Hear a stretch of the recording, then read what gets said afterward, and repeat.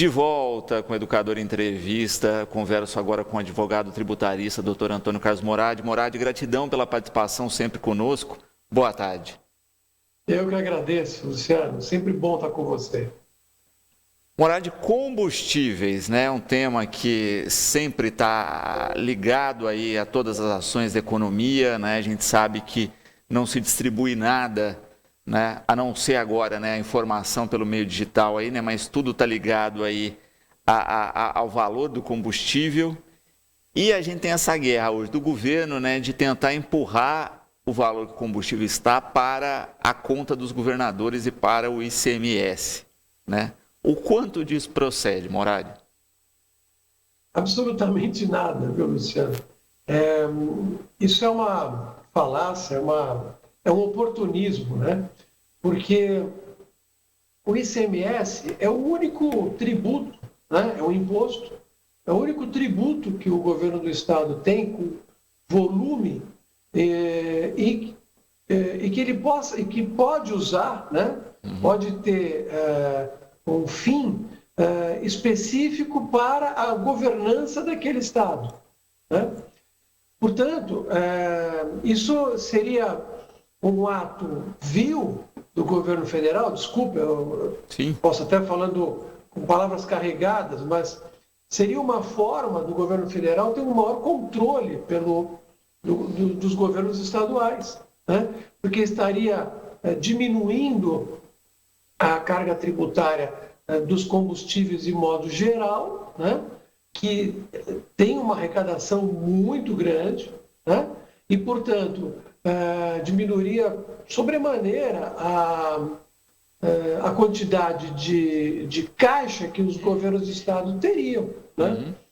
Alguns governadores reduziram percentuais, etc., puro populismo, mas não é isso que faz com que o combustível aumente de preço. O aumento de preço está em outras situações, Luciano. Perfeito. Vamos falar um pouquinho a respeito disso, né? Uma das coisas que tem se falado muito aí é a questão do, né, valor hoje dolarizado, não é? E a questão de se vender pelo preço de oportunidade, não pelo lucro de produção, não é? E isso é um fato. Exato. Não é? Exato. Agora, detalhando isso para as pessoas, né? Vamos deixar um pouquinho mais claro, né? Quando a gente fala aí do lucro, né?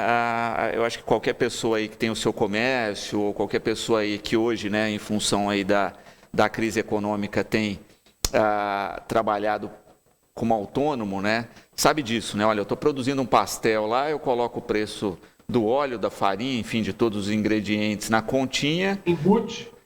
Né? É isso, né? Fecho esse custo, coloco o meu lucrinho lá e esse é o valor final do meu pastel.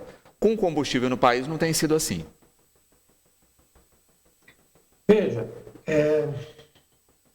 acontece o seguinte, a política econômica com relação aos combustíveis é medíocre. Nós temos refinarias que eram bastante utilizadas, elas estavam a 100% há um tempo atrás. O Brasil estava em vias de construir mais refinarias, né? Porque nós descobrimos o pré-sal, que foi a maior descoberta do século no mundo, né? Em termos de quantidade de petróleo. E, portanto, nós tínhamos ali duas situações favoráveis. Estrutura, que a Petrobras sempre teve uma grande e boa estrutura, e o óleo, e um óleo bom, um óleo de primeira qualidade. Ora, portanto, esta política deveria ser aplicada. Vamos extrair o óleo do nosso solo, né, do nosso pré-sal, e vamos produzir o combustível, seja ele gás, gasolina, diesel, né? Óleo para a indústria pesada, seja lá o que for, né? Pois bem, a partir dali, nós tínhamos, portanto, um preço baseado na nossa produção. Na nossa produção. O que a política econômica, o nosso ministro de Economia fez, juntamente com os administradores hoje da Petrobras, né, que foram colocados pelo governo atual, né? Eles diminuíram a Petrobras, reduziram a Petrobras, reduziram a produção do combustível nas nossas refinarias e foi buscar o combustível lá fora. Então, as pessoas não sabem, mas os Estados Unidos é um grande fornecedor de gasolina e óleo diesel. Chega ao Brasil inúmeros, dezenas, centenas de navios carregados de combustível. Todos os dias. Todos os dias. Olha, isso é uma coisa grave. E pagando em dólar. Pagando em dólar e, de certa forma, tendo que estabelecer aquela questão que o petróleo está subindo lá fora. A cotação do petróleo é formada lá fora. E, portanto, o nosso combustível tem que acompanhar as altas e baixas do petróleo lá fora, né? Pois bem, esta é uma situação muito importante, tem que ser comentada, tem que ser colocada para a população. A política está errada, né? Dentro dessa questão de diminuir a nossa empresa, Petrobras, nossa empresa, de todos nós, né? Foi privatizada a distribuidora, a BR Distribuidora, né?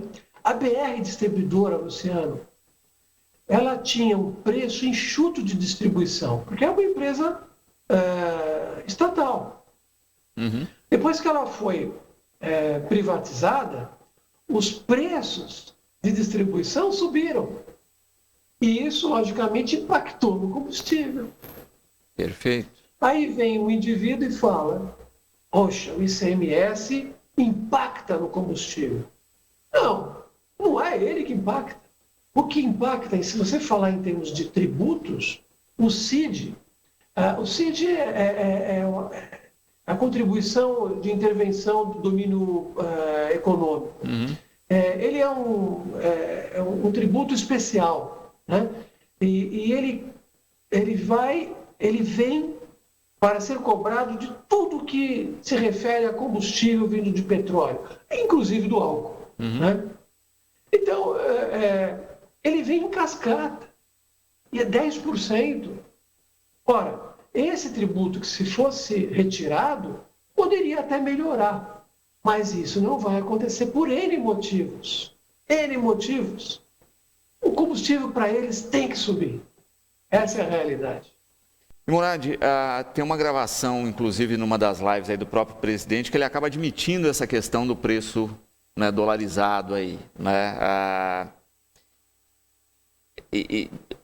Fica difícil, né, para a gente compreender de uma maneira clara e objetiva que é por que não se faz mudança nisso, né? Porque se prioriza os acionistas da Petrobras que estão lucrando com isso a priorizar a população de uma maneira geral e a priorizar principalmente a economia do país. Exatamente. Olha, a distribuição de dividendos foi incrível. Realmente, os acionistas, eles sentiram uma lucratividade brutal. E essa lucratividade advém exatamente disso, dessa postura, dessa forma de administração que está gerando maximização de lucros na Petrobras. A Petrobras não foi feita para isso. O nosso combustível, o nosso petróleo não foi feito para isso. Foi feito para exatamente nos auxiliar, né? Nos prestigiar em relação ao preço, né? Como é nos Estados Unidos, por exemplo. O combustível lá é um pouco mais barato, já foi muito mais barato por conta disso. Os Estados Unidos era autossuficiente em combustível, hoje não é mais, né? Mas essa utilização realmente está levando a isso, maximização de lucros. E há que se pensar também, né, que se a gente tivesse essa política que a gente coloca no começo aí, focada simplesmente na composição do lucro, ainda assim os acionistas teriam lucratividade, né? Mas a gente está aí querendo uma lucratividade predatória que só sufoca o país. Claro, claro, sem dúvida. Veja, muitas indústrias, elas preferem uma caldeira a lenha do que uma caldeira a gás. Muitas indústrias, eu sei disso porque eu advogo nessa área também, muitas indústrias estão com as suas contas de gás que alimentam as suas caldeiras, e as caldeiras fazem a pressão para que as máquinas funcionem, né? Totalmente com falta de pagamento, inadimplentes. Então o pessoal prefere lenha, que é muito mais barato do que esse combustível. Olha que absurdo. Né? Também, né, dentro da dinâmica específica aí de preços, né, de composição, a gente tem sofrido numa outra ponta, que é na questão da energia, né, que a gente, impactado aí com a crise hídrica, né, coloca a termoelétrica para funcionar, que está ligado a esse preço de combustíveis dolarizados. Né? Então, assim, vira uma cadeia, né, que todas as faces que a gente pensa da economia está sendo afetada por essa política aí de exploração predatória do lucro do petróleo e dos demais combustíveis. É verdade. Veja, é uma questão puramente estratégica. E a estratégia do governo federal é péssima. Lamento, tenho que dizer isso, é péssima. Eu posso pontuar, por exemplo, que no nosso país a energia é uma energia limpa. Hidrelétricas, por exemplo, eólicas, que começou há algum tempo, está crescendo, e fotovoltaicas, né? Energia solar. O Nordeste poderia ser pavimentado com energia solar, com células fotovoltaicas. É uma condição favorável demais para o Nordeste. Tem sol de ponta a ponta. E tem territórios ali que só serviriam para isso. Agora, Luciano, vou te dizer uma coisa. As empresas que trabalham na indústria fotovoltaica no Brasil estão quebradas, precisando de ajuda de um BNDES da vida. Né? Então, não seria estratégico o governo federal pegar isso para si? Espera um pouquinho. Montar uma usina fotovoltaica é muito rápido. Né? Por que não? Fica uma pergunta no ar. Exato. E aí a gente tem um discurso, né, que tomou conta do país dessa questão de que estatal não é progresso, né, ter estatais não é bom, etc. E começa justamente a vender estruturas que são estratégicas, né, com a promessa que o mercado se regula e isso reflete positivamente na população. A gente pode ter visto isso em outros períodos, né, com, por exemplo, a telefonia, né, que gerou investimentos, desenvolvimento, enfim. Mas quando a gente pega agora distribuidoras de combustíveis, né, que só fez o preço subir também aí com essa privatização, né? Quando se pensa na própria produção petrolífera, né, olha, coloca mais, mas ao mesmo tempo você está importando mais do que importava anteriormente, não é? E está deixando aí refinarias, indústria local subproduzindo, né? Teria a possibilidade de produzir mais, gerando emprego, gerando renda no país e etc. A gente sabe que o grande poder de riqueza mundial é a industrialização, né? E a gente está desconstruindo a indústria nacional, né? O pouco que a gente tem e voltando a ser produtor primário, né? Voltando a ser colônia e ficando só no agro, né? Que é interessante, que tem o seu papel, mas se a gente pega esse agro e produz em bem e aí vende, a gente agrega valor, né? Vamos pensar na indústria da laranja, aí você vende a laranja, você ganha um valor X, você produzir essa laranja em suco e vender o suco, você ganha X mais Y, né? O país precisa ter essa visão. Exatamente, é verdade.